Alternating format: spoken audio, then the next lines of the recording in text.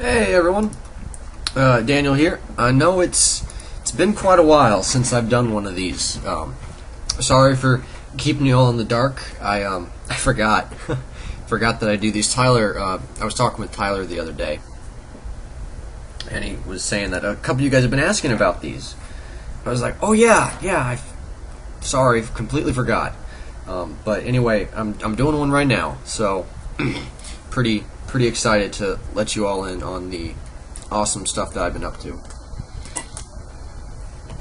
So this game here is called Shards of Tessara. We finished this game 2 months ago, and we started it 5 months ago. Wow, 5 months ago. That's crazy. Can't believe it's been that long. So, for those of you who aren't very good at math, that's 3 months. That's 3 months I worked on this game. And this game was actually a class project. So the class was called Studies of Game Production, and it was spread out over the course of those 3 months. Normally, my class, I have a new class every month, but this class is special. It's particular. It was spread out. So you can think of this class as like the midterm to my my time here at college. That's a weird thought to think about. I am over halfway done with college now. Wow, that's weird. But it's awesome. It's good. So the purpose of this class is to teach us about the different parts of the game development cycle, to get our feet wet into actual like team programming and stuff like that, and also to prepare us for the final project, which is where we do another game project. For that, they wanted us to have at least one game under our belt before we did the final project, so that the final project wasn't like just all new stuff to us. So the first month, we did pre-production, and what pre-production is where normally the higher ups at the game company they'll have meetings. They'll talk about, okay, so here's the games we made in the past. Here's things we can improve upon. What kind of game what's the next game we want to make? And they'll talk about businessy things too. Like, okay, do we need more programmers, more artists? Is there any new technology that's come out that we should think about using? So they put us in a group. They broke my class up into a couple teams. I was on a team of 4, including myself. The other guys in my group were Mark Diaz, Evan Cowles, and George Juaneda. And that was my first time working with Mark and George. I'd worked with Evan previously, at the very beginning of my time at Full Sail, so this was our first time working together in a long time.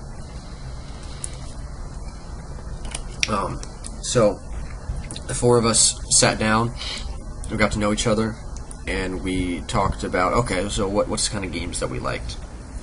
And all of us did enjoy action RPGs. So we're like, okay, let's make a game about that. Let's do that. So we talked a while, and one of the things that kept coming up was like, we don't want to make a game that every other game has done. We have to try to find something that's different enough, or that's going to be a challenge for us, so that we can improve ourselves. Challenge ourselves so that we have something to work towards. So we came up with this idea that the abilities in the game are elemental in their nature. So you have like this guy right here, he's got fire.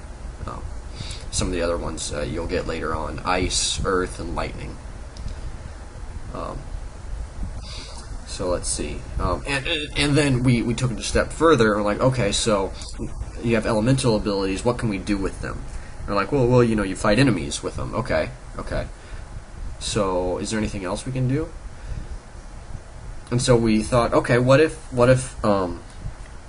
the environment reacted to what you were doing, and you could use the environment as a weapon. So we decided to make it where you can burn things with fire. You can ice things, so you can walk on them with the ice powers. With the earth power, you can break stuff, and with the lightning powers, you can charge objects up. So we have this deformable terrain, and then also terrain and objects that will react to the elements you're using on them. And that was pretty cool, and I'm really happy with how it turned out in the game.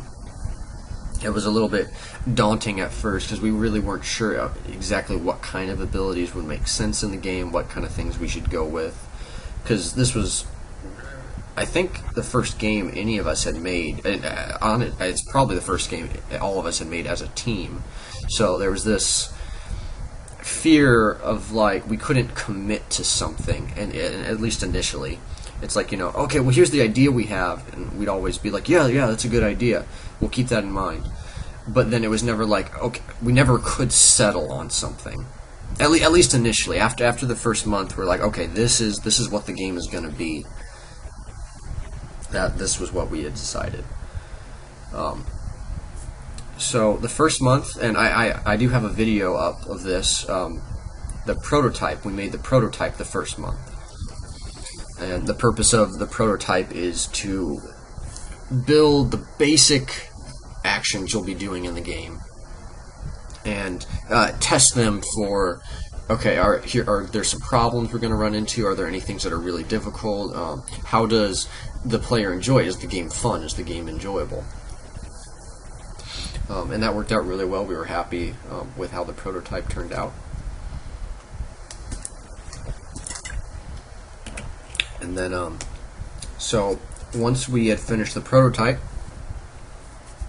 and during all this time we'd been doing documentation, writing things out, writing like, okay, so here's what the game's going to be, here's what the art's going to look like, here's what the music's going to sound like, here's what the player's going to do, here's what the levels will generically be.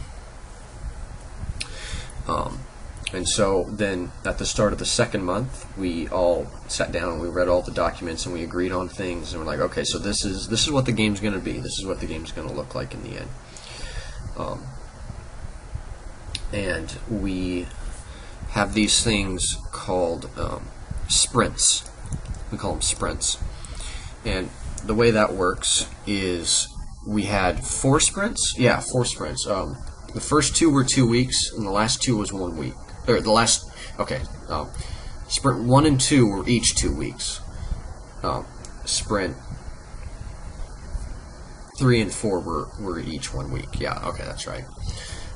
And during the sprints are like, okay, by the end of this sprint, here are the things that need to be implemented in the game. Here are the tasks that need to be done. So we had a whole big old list of tasks, just different things in the game that needed to be there. Like, we have menus. He can shoot fire. He can move around. We have a HUD. We have levels. We can move through the level. Every little thing you could think of, we had a little note card representing that. We had to write those out. And then we had, at the beginning of each sprint, we spent a day distributing the cards to each other and, holding the cards up. It was like, okay, here's this, we call them user stories. Here's this user story. Who should make this? We kind of assigned ourselves roles for the different things. My main role in the group was levels. Oh yeah, I should probably talk about tools. I'm gonna come back to tools in a little bit. So we would then vote. We would say, okay, here's how long I think this user story is gonna take, and we'd agree on a time and be like, okay, who wants it? And then we'd assign that to each other. So then at the end of that day, we each have a little stack of index cards with tasks on it to do, and then it's up to us to complete those tasks by the end of that sprint. a normal working day, I suppose, because we did this normal working day for the last 2 months. I'd Oh wow, I don't even remember what time of day I came in. It was either 9 or 1. I feel like it was 1. Might have been different each month. Anyway, would come in. It's a decently sized room. There was, I think, 11. Yeah, there was 11 of us in the class. So we had these big round tables, and each group had their own table, and we'd sit around, and the teacher would have his table.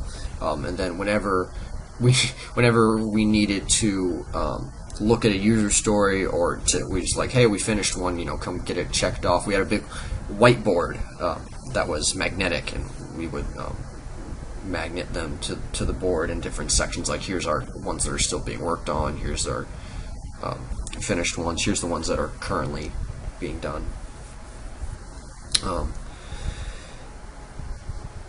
And we did that for 2 months pretty much.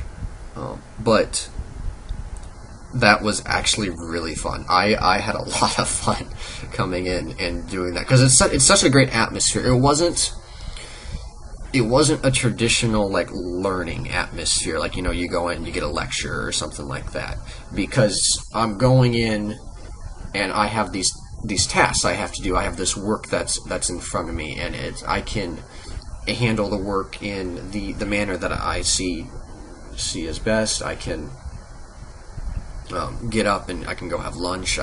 It was a work environment. It was not a classroom environment, even though it was a class. And I really enjoyed that. It was relaxing. So, right, okay, I guess now would be a good time to come back to the tools. Excuse me. So, for those of you who don't know, there's more things to program, there's more things to work on than just the game itself. Because, oh geez, it stopped working. Oh yeah, I forgot about that. There are still a few bugs in the game. We weren't able to get to all of them. I'll talk about that later. Yeah. So, besides the game, we have these things called tools that we have to program. And what the tools allow us to do is to build assets that the game uses. Now, an asset could be really anything, but for instance, in our game, we had files that represented the levels. We had files that represented the particles. We had files that represented the different animations that each character had. And the reason we do this, the reason we make tools, is to make the creation of those assets much easier. It'd be one thing to, go out and handwrite everything, like, okay, this is how big the image is, this is how many frames it is, this is how long you do for each frame. But that's a pain. So the great thing about tools is we build them on in another language. We build them in C#, because that's easier, because Windows provides us a lot of useful features in their Visual Studio program interface. So my role was not just to make levels, but to create the tool that we use to create the levels and then implement that in the game. So what I had to do was, my tool is a big it's got a big grid on it, and then I have another grid that has pictures of all the different tiles I can use. And what I'll do is I'll click on one of the tiles, and then I'll go over to my big grid, which is the map, and I'll start drawing on it. And everywhere I draw, one of those tiles will show up, and that's how we make the maps. We draw them, which is much easier than going and handwriting them out. And then the tool will save that out. And then in the game, we load it in, and we display it again to the player. So there's more to the map than just that. There's other things that my editor does. it's a little hard to tell because I'm excuse me, because I'm always moving around. But some of the tiles, like those lamps and stuff, those are animated. My editor allowed us to do that. Of course, the big thing that our game's all whoops. The big thing that our game's all about is that you can, burn things and ice them and then break rocks and stuff like that, as you can see. My editor sets that stuff, sets which tiles behave that way. We also can set enemy locations, like what we just did there, where the door, you go through that door and you end up somewhere else.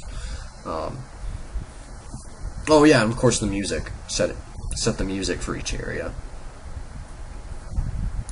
I spent a long time working on that tool. We were supposed to have the tools done during the first sprint, and mine was done. Like, you could do what you needed to on it, but I wasn't satisfied with it, so I continued to work on it almost up to the end. So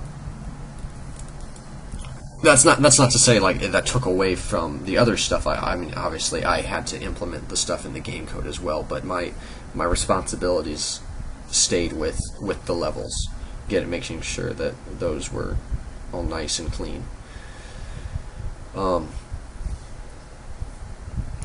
Let's see.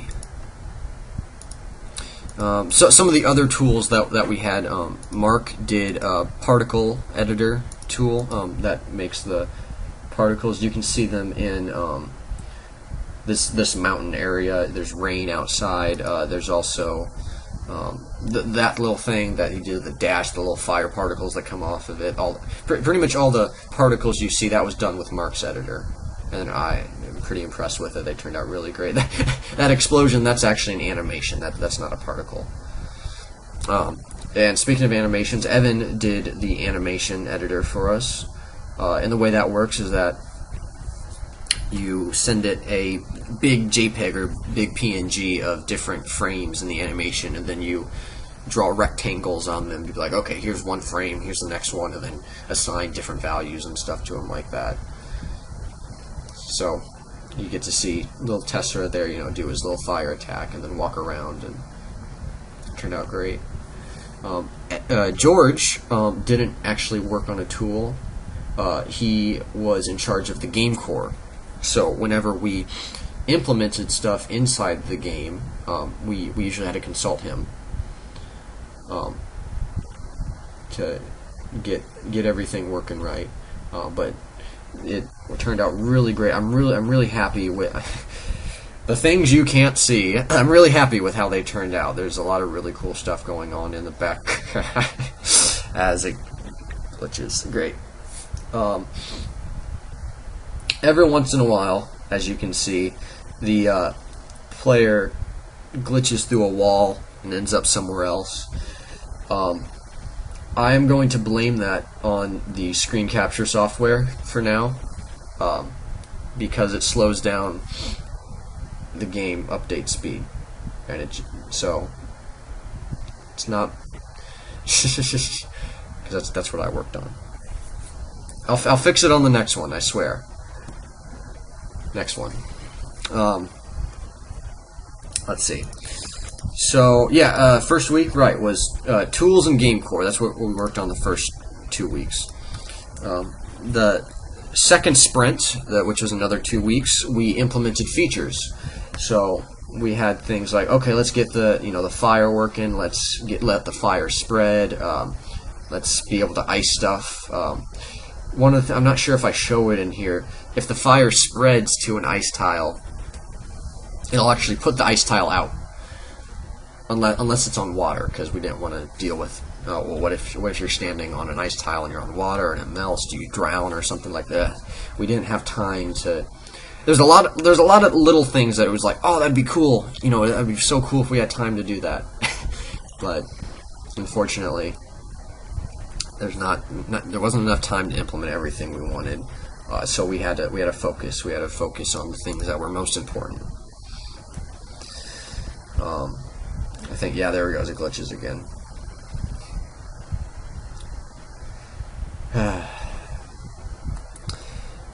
see.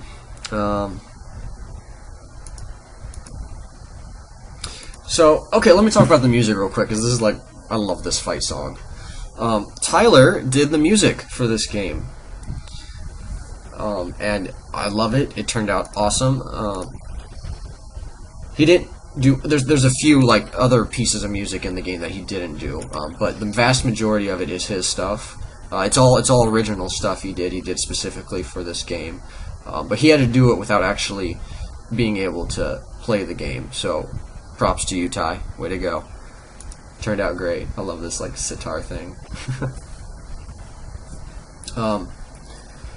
I took a trip to LA right after I had done the prototype for this game, and I had a chance to talk with Tyler then. That's when I discussed with him the music and the game and stuff like that.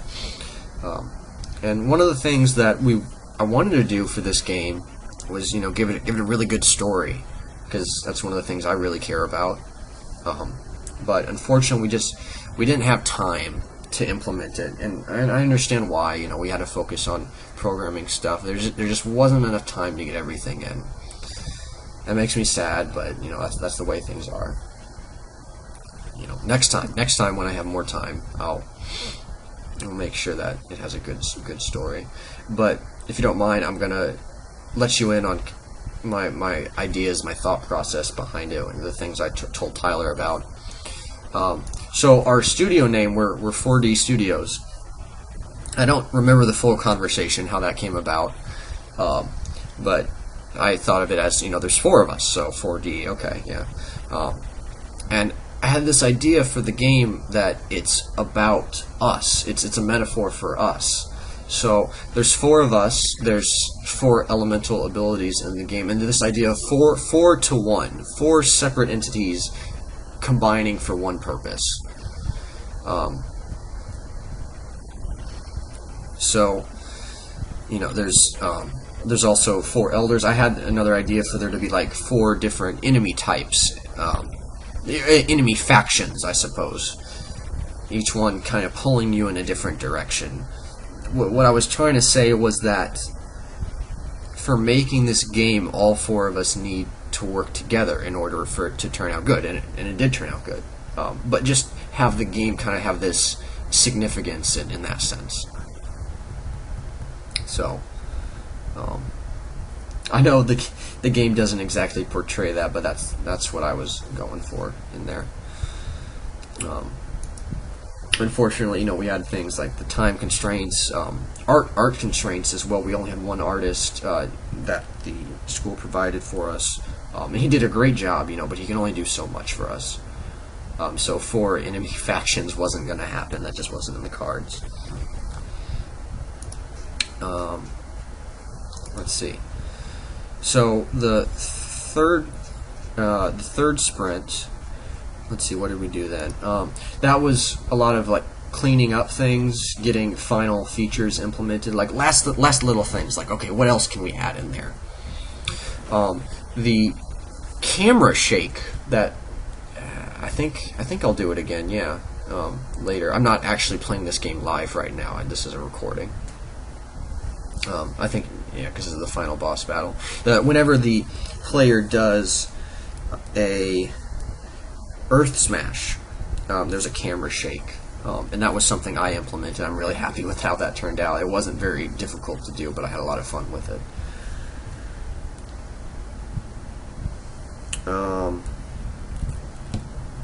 So yeah, that was the 3rd week. We implemented that.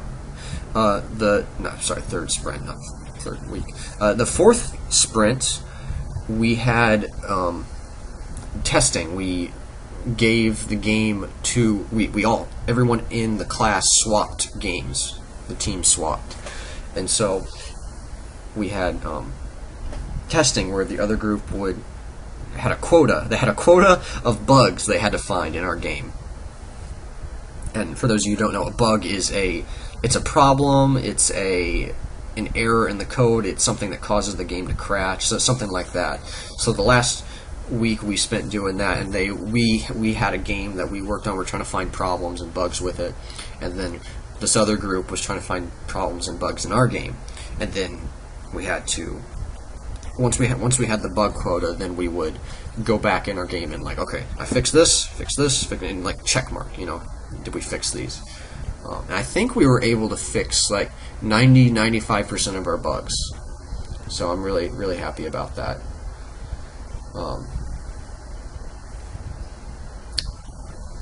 And then really exciting thing,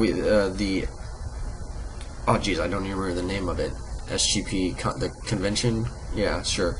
The very last day, the game's done. It's on a disc now. We put it on an arcade machine that people can play. A bunch of people came in to try out the games, and it's a really cool thing because you have all these people who are behind us in other classes, classes who aren't quite there yet, and they come in and they get to play our game and they get to tell us, oh, that's really cool, or I like this or that, or that's stupid, why'd you do that?